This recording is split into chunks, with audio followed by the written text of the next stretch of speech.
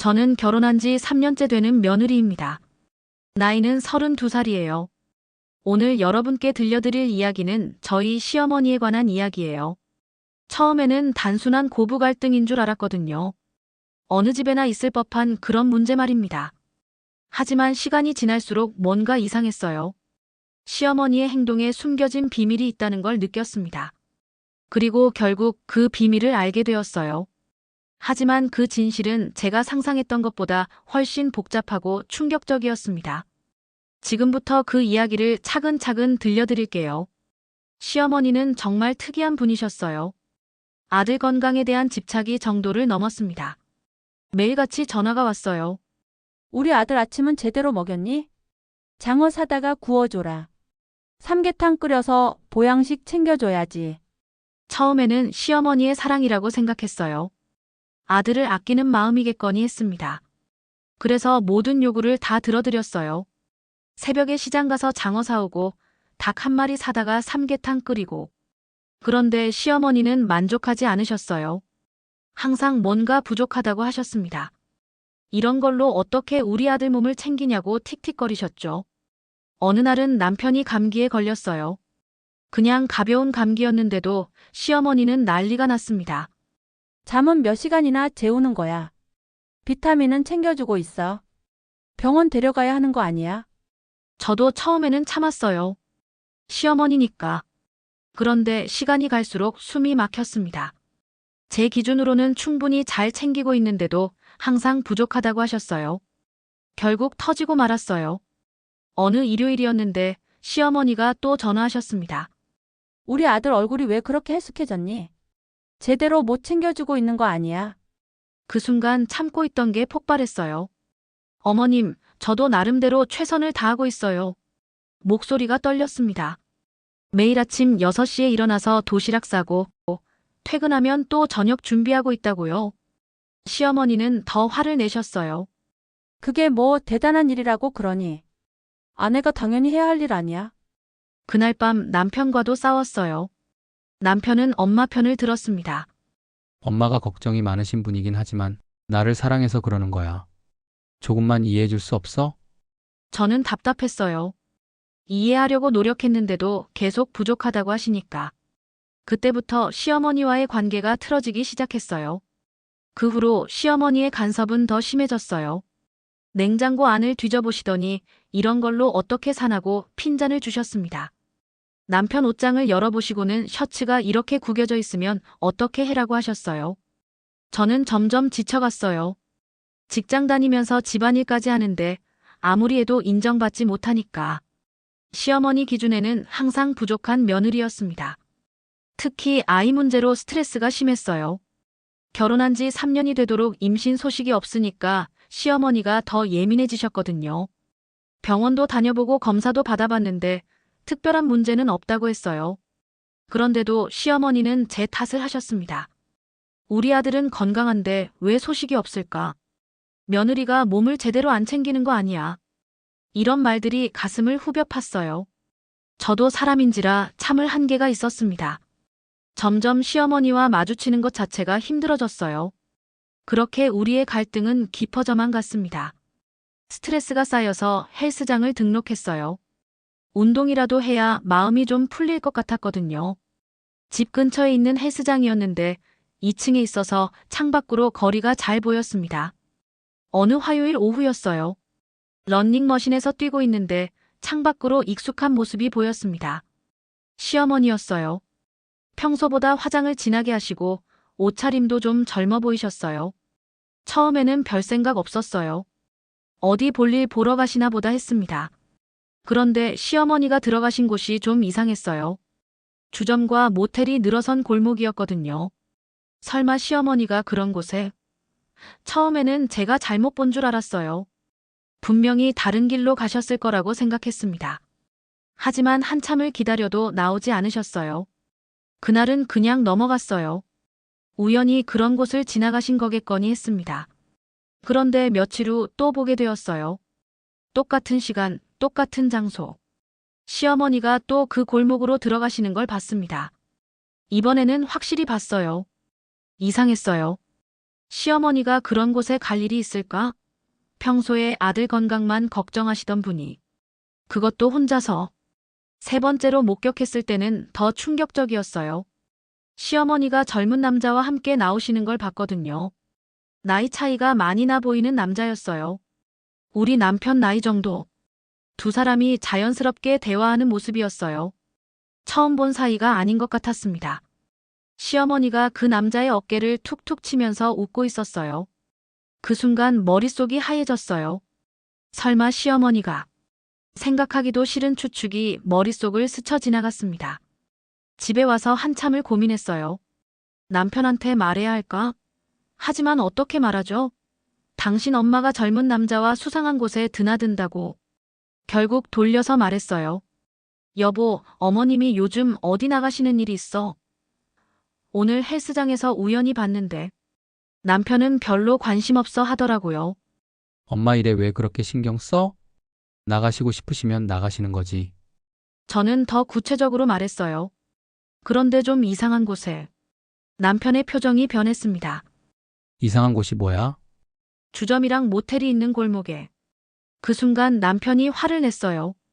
당신 지금 엄마를 뭘로 보는 거야? 어떻게 그런 생각을 할 수 있어? 저도 화가 났어요.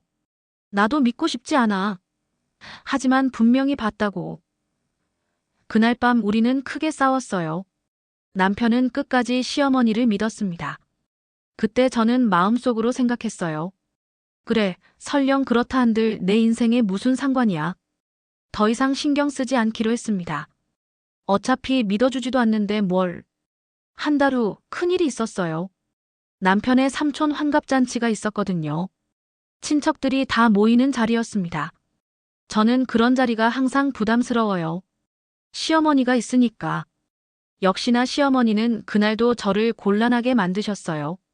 친척들 앞에서 계속 가족 자랑을 하시는 거예요. 우리 아들이 얼마나 효자인지 몰라. 매달 용돈도 꼬박꼬박 드리고. 그러더니 슬쩍 저를 깎아내리기 시작하셨어요. 그런데 며느리는 좀 아쉬워.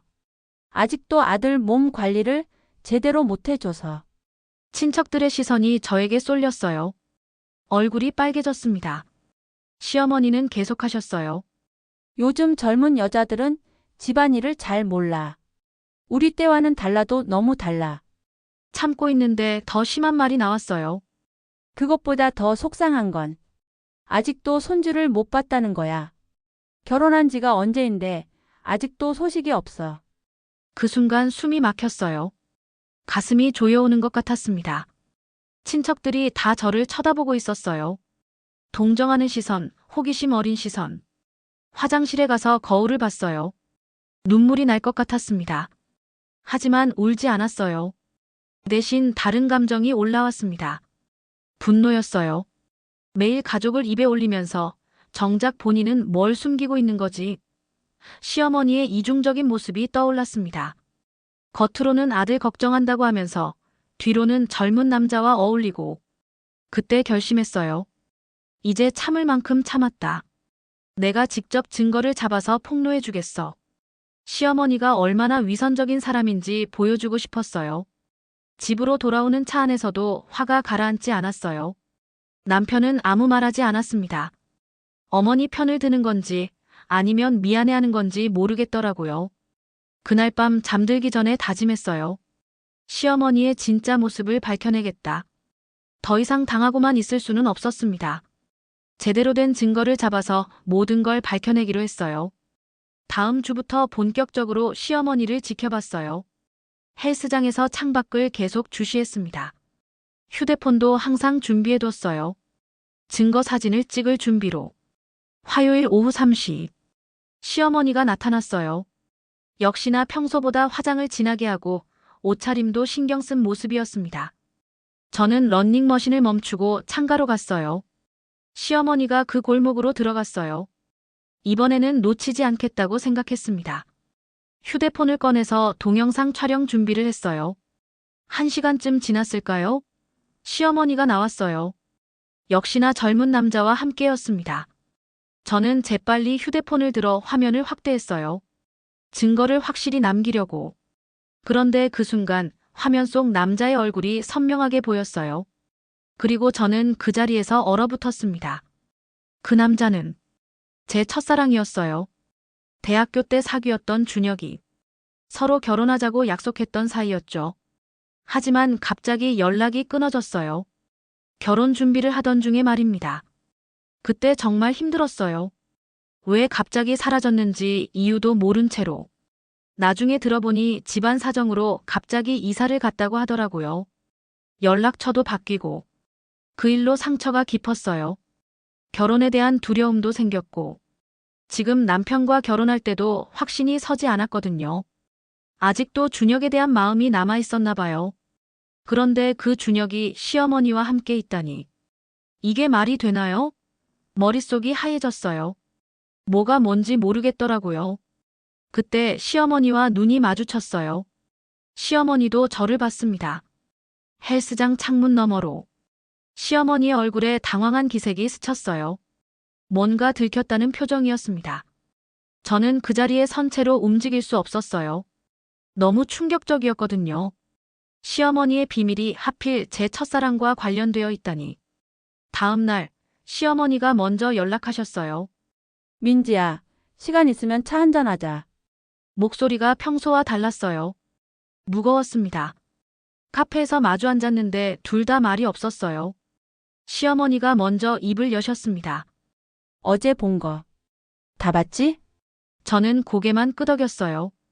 그 남자는 시어머니가 말을 멈추셨어요. 한참 있다가 다시 말씀하셨습니다. 내가 결혼 직전에 낳은 아들이야. 충격이었어요. 시어머니에게 다른 아들이 있었다니. 그것도 준혁이. 몸이 약해서 어릴 때부터 걱정이 많았어. 시어머니의 목소리가 떨렸어요. 요즘 부쩍 안 좋아져서. 자주 만나서 돌보고 있는 거야. 그제서야 이해가 됐어요. 시어머니가 왜 그렇게 아들 건강에 집착하셨는지. 다른 아들을 잃을까봐 두려워서였던 거예요. 그래서 우리 아들 건강에도 내가 그렇게 신경 쓰는 거야. 또 다른 아들을 잃을까 봐서. 저는 복잡한 마음이었어요. 시어머니를 이해하게 된 것도 있었고, 동시에 준혁에 대한 옛 감정도 올라왔거든요. 저는 차가운 미소를 지었어요. 이제 남편 건강은 그만 걱정하셔도 돼요. 건강하니까. 겉으로는 이해한다는 듯이 말했지만 속마음은 달랐어요. 시어머니는 안도한 표정이었어요. 고마워, 민지야. 이해해줘서. 며칠 후 다시 헬스장에 갔어요. 러닝머신에 오르면서 창밖을 봤습니다. 습관적으로요. 그런데 또 그 골목이 보였어요. 그리고 그곳에서 혼자 걸어 나오는 준혁을 봤습니다. 시어머니는 없었어요. 준혁 혼자였습니다. 그 순간 새로운 의문이 들었어요. 정말 시어머니 말이 다 맞는 걸까? 아픈 아들을 돌보는 것뿐일까? 준혁의 모습을 자세히 봤어요. 아픈 사람 같아 보이지 않았거든요. 오히려 건강해 보였어요. 그리고 표정도 밝았습니다. 제 마음이 다시 흔들리기 시작했어요. 시어머니의 설명에 뭔가 빠진 게 있는 건 아닐까?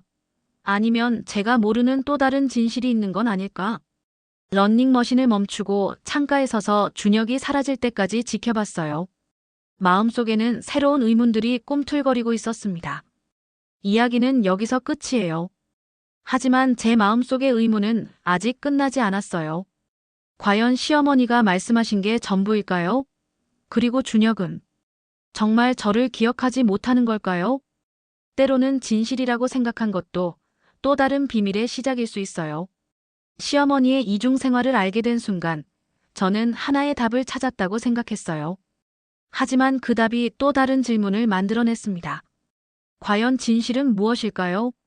그리고 저는 그 진실을 마주할 준비가 되어 있을까요? 이야기는 여기서 끝이지만 제 마음속의 의문은 계속될 것 같아요. 여러분이라면 어떻게 하셨을까요? 여러분의 생각을 댓글로 남겨주시고 구독과 좋아요로 당신이 모르는 이야기는 계속됩니다.